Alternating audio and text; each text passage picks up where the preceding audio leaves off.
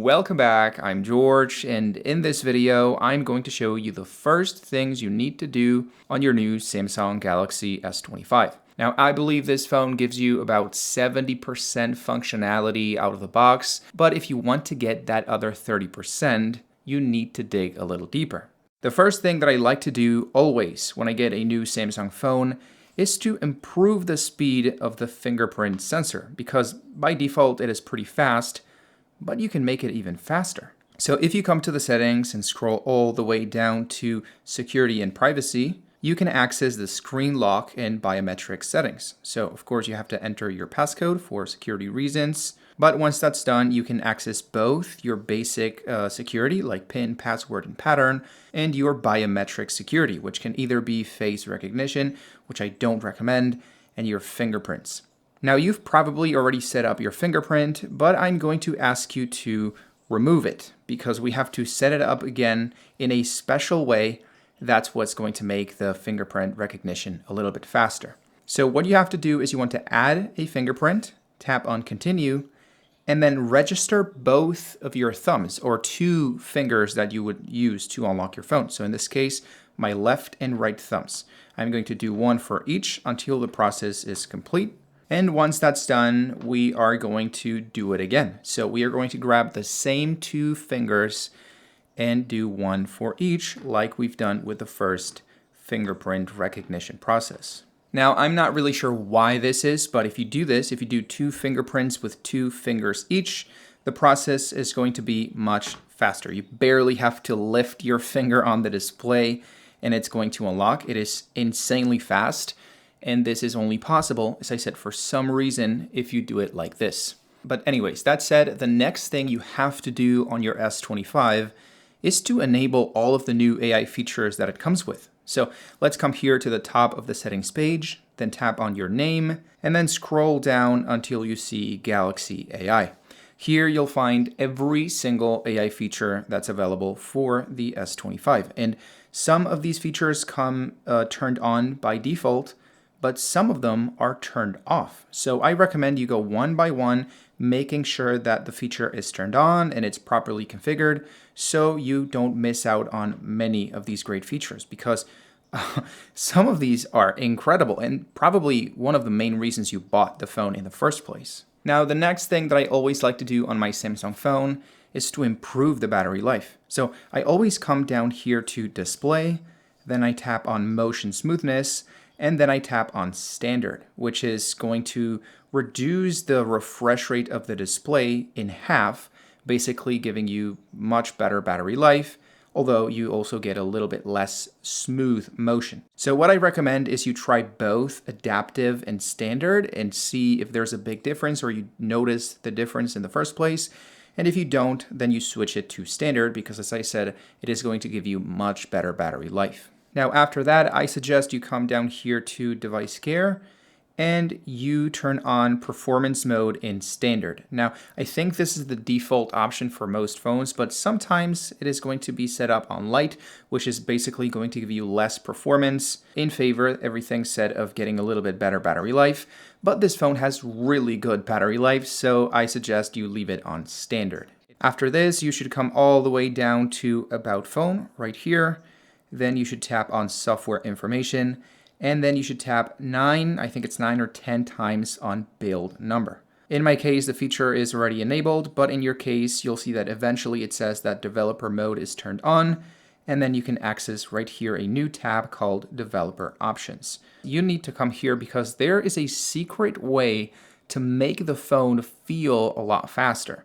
So there's a lot of settings on developer options, but you'll eventually, if you keep scrolling down slowly, you'll find a couple options called window animation scale, transition animation scale, and animator duration scale. What you want to do is you want to go from 1x to 0.5x, which is basically going to make all of these animations half the speed. And this has a very big impact on the way the phone feels. Every animation, like swiping back or going to the home screen or opening a folder, is going to be literally double the speed. And therefore, the phone is going to be and feel a lot faster.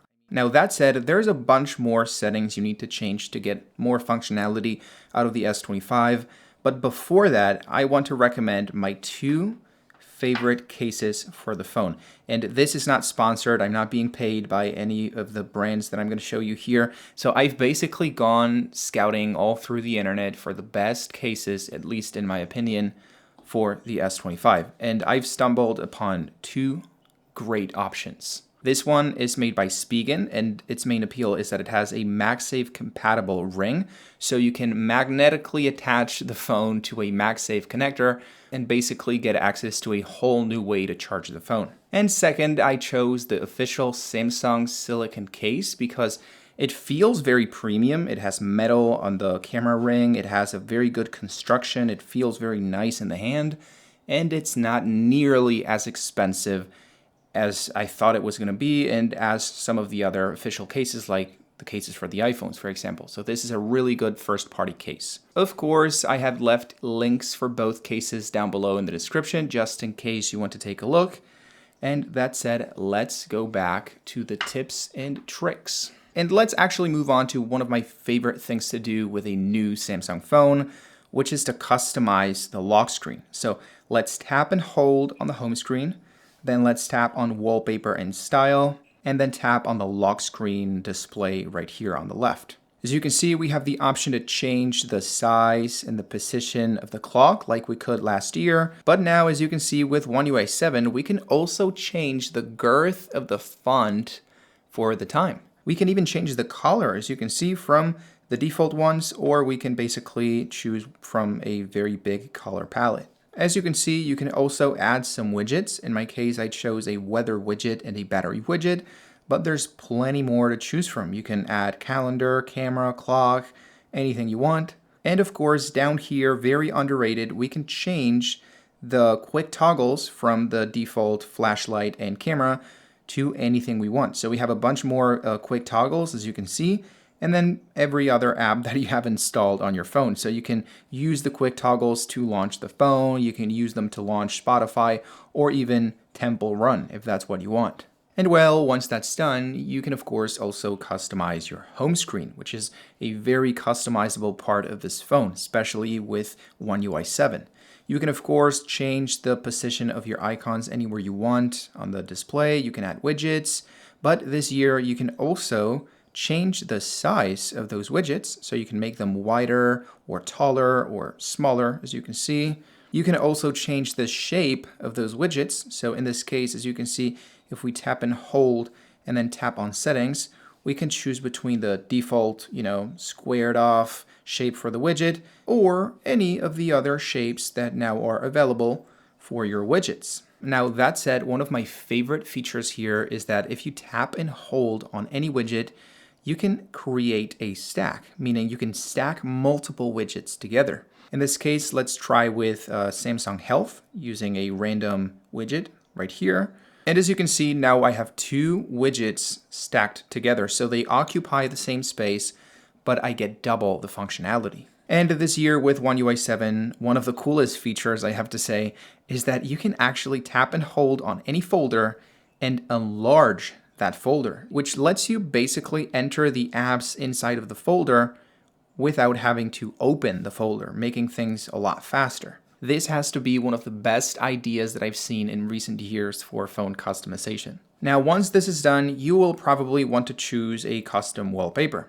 In that case, you can just tap and hold on the screen, then tap on wallpaper and style, and then tap on change wallpaper. Now, of course, you can choose from any of the featured wallpapers you get on the S25, like on pretty much every phone. You can choose any photo on your gallery and make it your wallpaper. But you can also, and this is one of the coolest features on this phone, you can tap on generative right here and basically create a custom wallpaper based on prompts you introduce on the phone. So let me give you an example with one of the presets we get here by default. Let's tap on mineral. And then as you can see, you get a phrase that's going to compose the wallpaper. A close-up image of Galena with cool hues. You can then tap on Galena and change it for any of these other options. Let's tap on crystalline and then tap on cool to change it to vibrant, or well, anything else you want. Then you can tap on generate. There it is. Let's go. And in a couple seconds, it takes very little time. The phone is basically going to generate, I think it's four, there it is, 4 different wallpaper options using the prompt phrase you selected. So we get this option. I think the best one is probably this one right here. And then you can tap on set and use it for either your lock screen, home screen, or both. Now that said, and you have probably noticed, the S25 works and feels incredibly well. It is a very premium feeling phone, and it's very, very fast, although this may not last forever if you don't take proper care of the device. So I recommend you swipe up, you scroll down to the settings, or you go to the settings anywhere it is on your phone, and then you scroll all the way down to device care. Here, of course, you have the option to tap on Optimize Now, which I recommend you do from time to time. It is basically going to clean up your phone, all the processes, the RAM, the storage, to basically make it be a little bit faster, a little bit smoother. As I said, do this like maybe every month, every 2 months.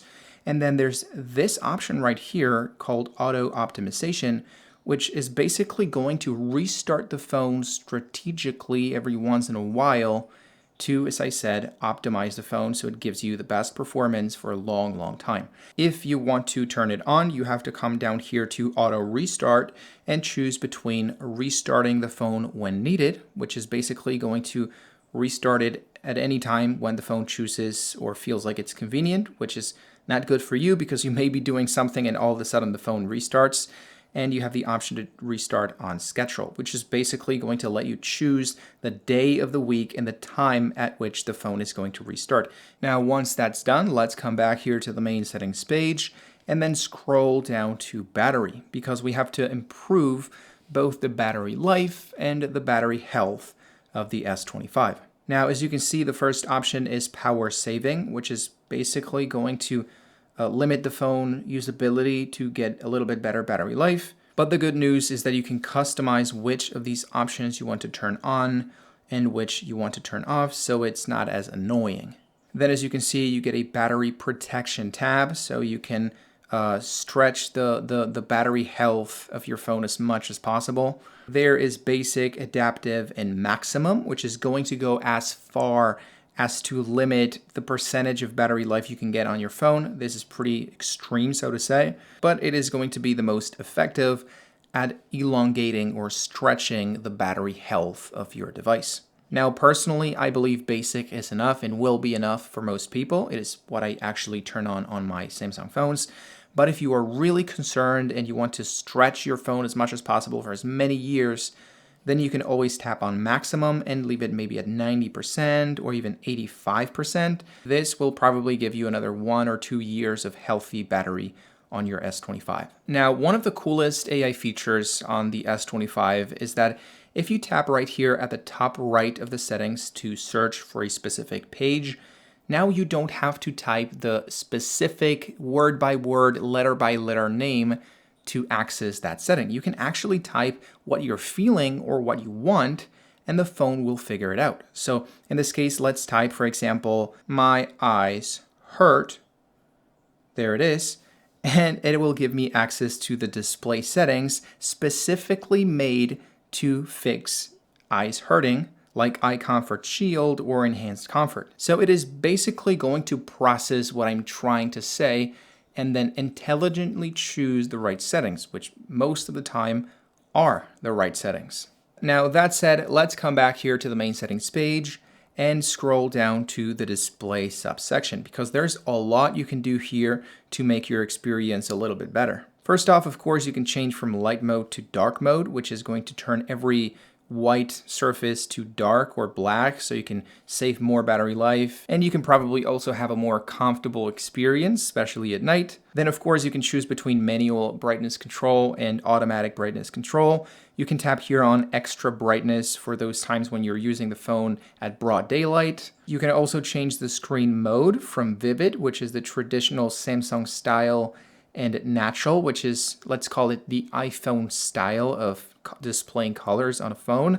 You can also, of course, change the screen timeout, which I always recommend you set at 10 minutes, and you keep the screen on while viewing. This is very useful for when you're watching TikToks or YouTube videos or a movie, so the phone doesn't automatically turn off. Then you also have the option to turn on the edge panel, which is this bar that's going to show up right here in the edge of the phone, and that gives you some added on functionality with your most recent apps and some Samsung selected functionalities. Now, probably the most important subsection here on display is the navigation bar, because there's two main ways you can navigate around your Samsung phone. I think by default you are going to get buttons, which basically work the same way they've always worked. You can tap here to go back, you can tap here to go home, and you can tap here to access the multitasking. And then you can choose the swipe gestures, which are basically the same as they are on every other phone. You can swipe up to leave the app, you can swipe and hold to access the multitasking,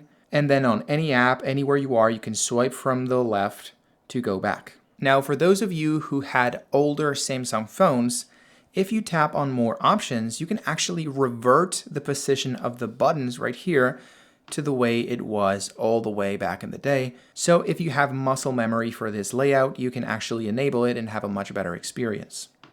But anyways, that being said, let's come back here to the main settings page, because I want to show you one of my favorite customization features for Samsung phones. If you swipe all the way down to advanced features and then tap on side button, you can actually customize a double press or a long press for the side button so they do whatever you want them to do. As you can see, if you tap on double press, you'll be able to choose between the camera, the wallet, the flashlight, and if you tap on apps, you'll be able to configure the double tap to open any app you have on your phone. Now, personally, as you can see, I have it set to toggle the flashlight, which I believe to be the most useful out of the features that are available.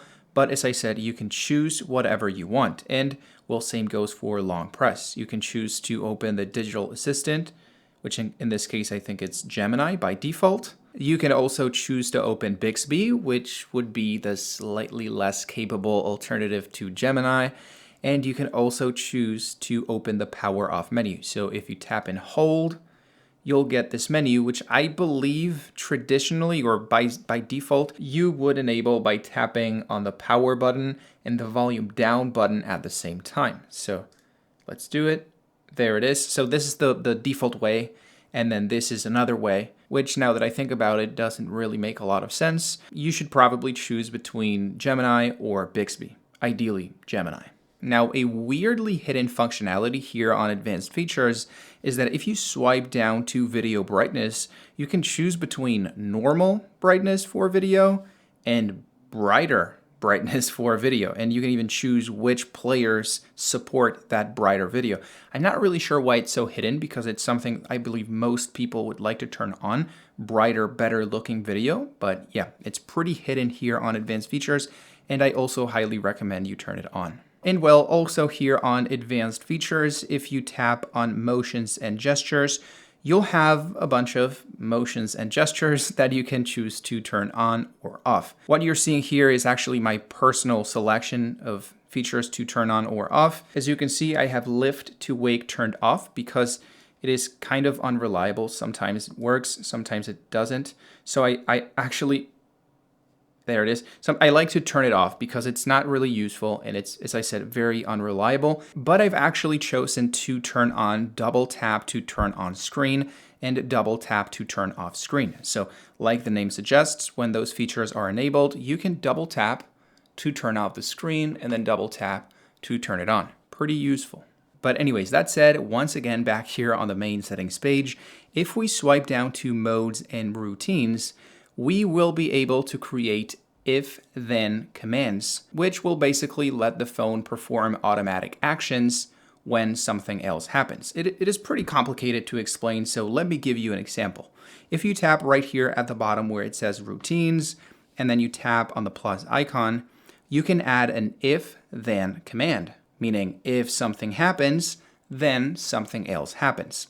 So let's choose an if, As you can see, there is plenty options to choose from connections, from connected devices, events like an app opening. Let's choose, for example, the calculator. There it is. So if the calculator gets opened, then let's tap on add. Something else will happen. In this case, let's do something simple. Let's tap on connections, Wi-Fi, and turn off. So if the calculator app gets opened, then the Wi-Fi will turn off. Of course, this is just a stupid example for the video, but you can play around and find very useful if-then commands that will make your user experience a lot better. So let's tap on save. Of course, you can give it a name, a color, an icon, and once you tap on done, you'll have an available, usable routine. So let's put it in practice. As you can see, the Wi-Fi is turned on at the moment on the phone, but if we enter the calculator app, there it is, the Wi-Fi will automatically turn off. And if we leave the calculator app, eventually, of course, it is going to take a little bit of time because it has to reset. Well, it was actually pretty fast. The Wi-Fi will be back on. Now, something a lot of people don't know is that you can actually create multiple ifs for the same then, adding a new condition, or multiple thens for the same if, adding more actions on the then section. And there is this handy Discover tab at the bottom right that will basically give you a lot of ideas for routines you can include on your phone. This is a tab I highly recommend you visit if you like the idea of having routines on your phone, because some of the best ideas for routines are available here on the Discover tab, so you don't have to squeeze your brain for hours trying to come up with smart ideas. Most of them are already here. And well, of course, since these phones have really good cameras and they are the main reason why a lot of people buy the phone in the first place, I also want to show you some camera settings to change so you can get the best photos and videos possible. So the first thing you need to do is to come to the Samsung store, which is this icon right here. Then you want to tap on search at the top right, and you want to type Camera Assistant. It is an app made by Samsung, that's why it's only available on the Samsung store, and it's meant to enhance the functionality and the settings you get on the camera app. As you can see, it is already installed on my phone, but you'll see a download icon right here. And well, once it's downloaded, you can come to the camera app, then tap on the 4 dots right here and tap on settings. And you'll see that down below in your camera settings, there is a Camera Assistant icon, which gives you, as I said, a lot more settings to customize your camera and take better photos and videos. Now, there is a bunch of settings mainly focused on customization, but one of these settings actually affects the quality of the images you take. And it's this one right here, prioritize focus over speed. As you can see, it is turned off by default for some reason, but if you turn it on, the phone will basically, like the name suggests, prioritize the focus and the quality of the photo over the speed. So you'll take photos a little bit slower, but they will have a much better quality. Now back here on the main camera settings, you can also choose, if you tap here on Advanced Picture Options and then tap on Pro Mode Picture Format, to go from the classic JPEG format to a RAW format, which is going to give you a lot more details, a lot more information, and therefore a lot better pictures. They are going to occupy a lot more space on your phone storage, something you should know, but the results are going to be dramatically better. Now, if you keep swiping down, you'll see advanced video options. Here you can choose between HEVC or H.264, which is the option that I recommend for better quality videos. Or another alternative for high quality videos is HEVC with high bitrate. This is also going to give you better quality for your videos. And of course, if you've seen any of my other Samsung videos, you know this is my favorite feature for the camera. If you tap on shooting methods, you can enable show palm. I'm sure some of you already knew, but if you didn't, once show palm is enabled, you can literally show your palm and the phone is going to take a picture or start a video. As you can see, if I show my palm like that, let's leave it there for a bit more, the phone is automatically going to start a video.